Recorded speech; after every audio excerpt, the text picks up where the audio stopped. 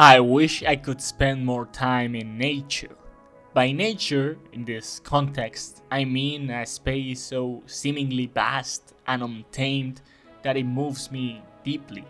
It is the endless connection of things, the immense world laid out before us, the uninterrupted arising and fading of forms and of life itself. What do I mean by this? Well, the parks or the beach in my city, like those found in most cities around the world actually, are attempts to place a fragment of artificial nature in the middle of an urban landscape. Parks do not even emulate it well, with their trimmed hedges and pruned trees, their lawns and deliberately barren monochromatic paths, and the lack of the composition and characteristic disorder of truly natural spaces. They can sometimes be pretty, but that's not enough. As for the beach, when I step in the water and swim and then turn around to contemplate the gargantuan line of concrete and glass towers, what is usually called the skyline, what better skyline than Benidorm's, the place that has more skyscrapers than New York per square meter, I feel something else. One could say it loses its charm, but rather that charm transforms into a very different aesthetic experience. The mountains and groves nearby are considered nature by everyone around me, yet they are depleted, dirty, worn out. It is wanting without being able to achieve it. To begin with, the expression I used earlier, a fragment of nature, is in itself contradictory.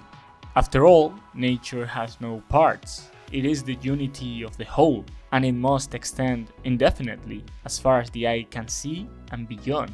To view a park, a beach, a grove, a mountain as a fragment of nature would imply treating it separately, as a section within or an edge of the city or the place. Paradoxically, that distances us from the very concept of nature I was describing and seeking. For the true nature can only exist as a boundless unity. Boundless in a way immediately perceivable for the human eye and the human experience. Of course, everything has limits. The vastness of the Amazon rainforest and the length of the Nile can be mapped and delimited at other scales.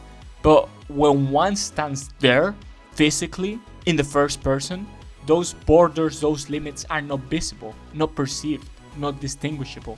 That is what I mean by feeling that one is in nature, in the presence of the thing that can't be limited. Even so, the existence of these urban or liminal spaces seems substantial to me. After all, we need contact with green and blue, the act of gazing at the horizon and the sky, of feeling and touching the earth and the trees, even if it is in a diluted state, stripped of mystery. Oh, mystery. Although we claim to seek knowledge and understand all of the world, we also long for it to keep secrets from us, for the land and the sea to preserve their untamed character beyond our reach. That is what humanity truly misses nowadays.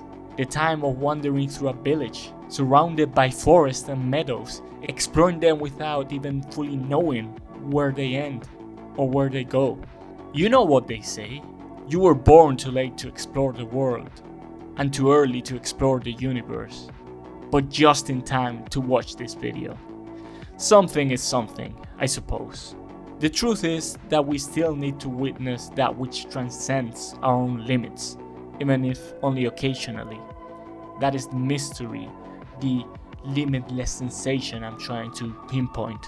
The ebb and flow of the waves, the shining of the moon, the summer wind, the changing of the seasons, your perception of those boundaries once believed so real brushing against you and dissolving in your immediate experience, which seems to tell you that what lies before you is both unexplored and unfathomable. It is not. It ceased to be a long time ago.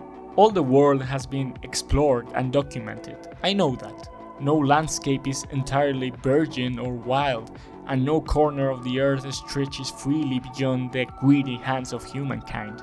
Yet, deliberately setting that knowledge aside, and allowing the feeling of discovery and wonder you had as a child run through your entire body again is worth it.